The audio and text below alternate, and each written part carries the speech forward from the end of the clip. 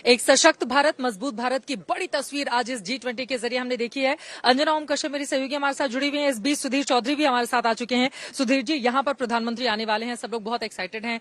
पिछले 2-3 दिनों से लगातार उनका बहुत बिजी शेड्यूल रहा, लेकिन उसके बीच एक एक जगह जाकर वो हर जगह का जायजा लेते हुए कि सब कुछ ठीक रहा और सबको शुक्रिया अदा करते हैं। जी बिल्कुल, अब ये ऐसा है कि पूरा आयोजन सफलतापूर्वक अच्छे तरह से खत्म हो गया।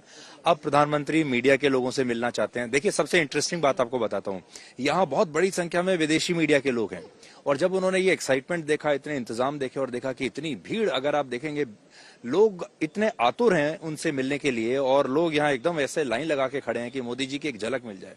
जो बाहर का जो मीडिया है, विदेशी मीडिया, वो बड़ा हैरान है और वो बड़ा ये देख रहा है कि भाई ऐसा क्या होने वाला है, क्योंकि उन्होंने शायद इतना एक लोकप्रिय नेता को इस तरीके से देखा नहीं है।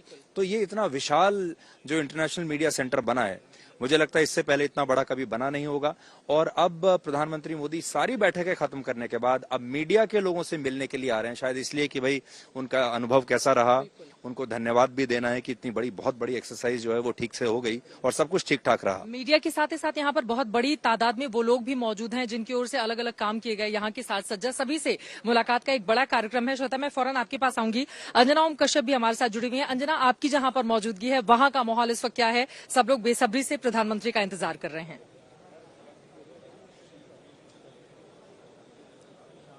जैसे जैसे वक्त आगे बढ़ता है इंतजार थोड़ा सा और आगे बढ़ता है, लेकिन ये तस्वीरें यहाँ से हम दिखाएंगे आपको, क्योंकि जिस मीडिया के हुजूम की बात सुधीर कर रहे हैं उसका नजारा आप यहाँ पर भी देख सकते हैं। हालांकि ये वो हिस्सा है जो जरा खुला हुआ है।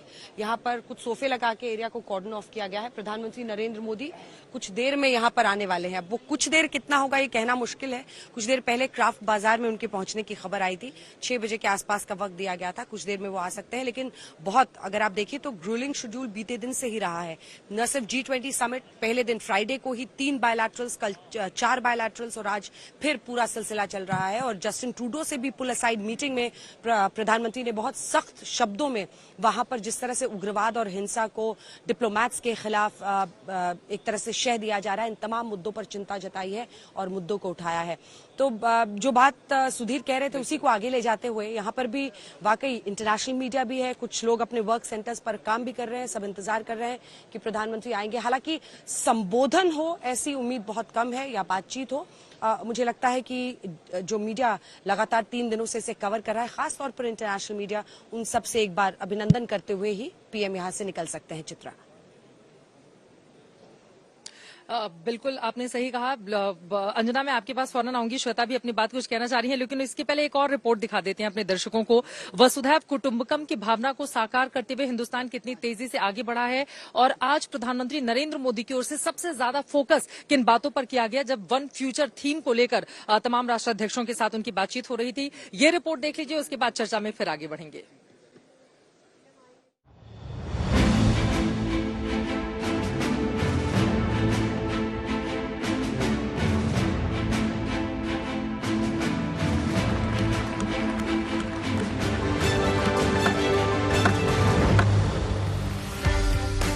विश्व मंथन के सबसे बड़े मंच G20 की बैठक के पहले दिन ही साझा घोषणा पत्र पर सहमति बन जाती है।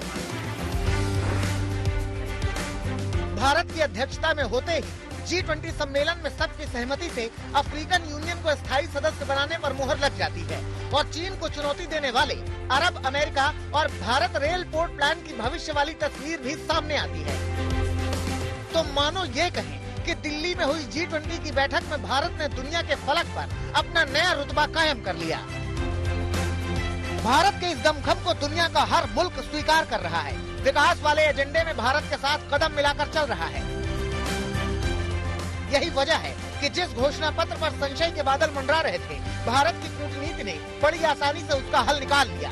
रूस यूक्रेन युद्ध पर अलग मत, अलग विचार वाले मुल्कों को साथ ला दिया।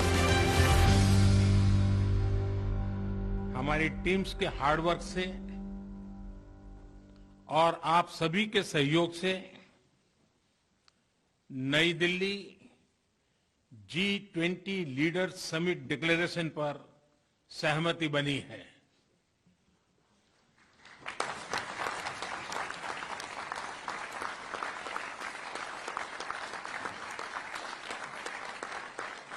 मेरा प्रस्ताव है कि इस लीडर्स डिक्लेरेशन को भी एडप्ट किया जाए। मैं इस डिक्लेरेशन को एडप्ट करने की घोषणा करता हूं।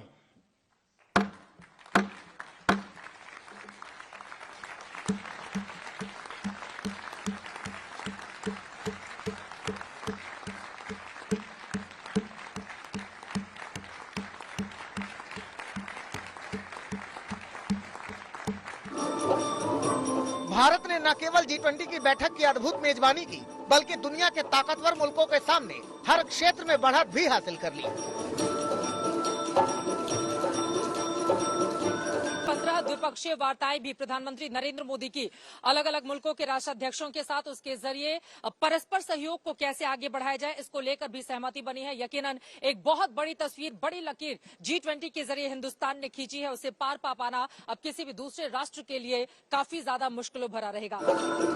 दुनिया के ताकतवर मुल्कों की बैठक में भारत ने साफ किया कि G20 के मंच पर यूक्रेन में जारी जंग को मुद्दा न बनाया जाए। इस मंच का फोकस दुनिया के कमजोर मुल्कों को आर्थिक तौर पर बेहतर बनाने पर किया जाए।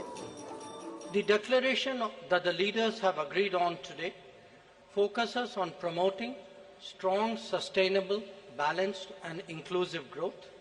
It seeks to accelerate progress on SDGs and has come up with an action plan accordingly. It envisages a green development pact for a sustainable future. It endorses high-level principles on lifestyle for sustainable development. अपने इस स्पष्ट विचार के जरिए भारत ने global south का अगुवा बनने की ओर भी मजबूत कदम बढ़ा दिया है और अफ्रीकन यूनियन को G20 की स्थायी सदस्यता दिलाकर दुनिया के सामने भारत का दबदबा भी दिखा दिया है। सबका साथ की भावना से ही भारत ने प्रस्ताव रखा था कि अफ्रीकन यूनियन को G20 की स्थायी सदस्यता दी जाए। मेरा विश्वास है कि इस प्रस्ताव पर हम सबकी सहमति है।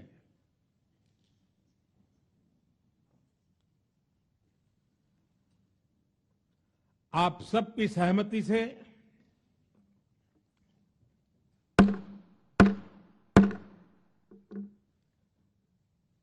आगे की कार्रवाई शुरू करने से पहले मैं अफ्रीकन यूनियन के अध्यक्ष को G20 के स्थायी सदस्य के रूप में अपना स्थान ग्रहण करने के लिए आमंत्रित करता हूं।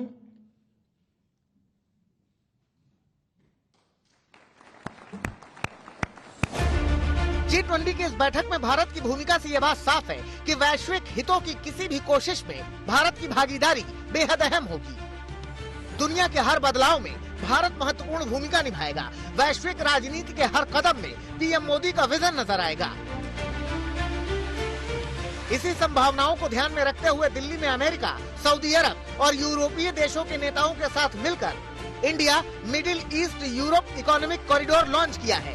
अमेरिका और यूरोप से लेकर मध्य पूर्व के नेता इसे एक ऐतिहासिक समझौता बता रहे हैं। आने वाले समय में यह भारत, पश्चिम एशिया और यूरोप के बीच इकोनॉमिक इंटीग्रेशन का प्रभावी माध्यम होगा। यह पूरे विश्व में कनेक्टिविटी और विकास को सस्टेनेबल दिशा प्रदान करेगा। ये समझौता न केवल इन देशों में समृद्धि की नई ऊंचाइयां लेकर आएगा, बल्कि आने वाले वक्त में ये चीन के बेल्ट एंड रोड इनिशिएटिव परियोजना की काट बनकर सामने आएगा। भारत ने G20 के मंच से दुनिया के सामने सबको साथ लेकर चलने का विजन दे दिया है। इस विजन ने दुनिया में भारत के रुतबे को बढ़ा दिया है। गीता मोहन, अशोक सिंघल, मौसमी सिंह, श्वेता सिंह, अंजना ओम कश्यप और चित्रा त्रिपाठी के साथ आज तक ब्यूरो।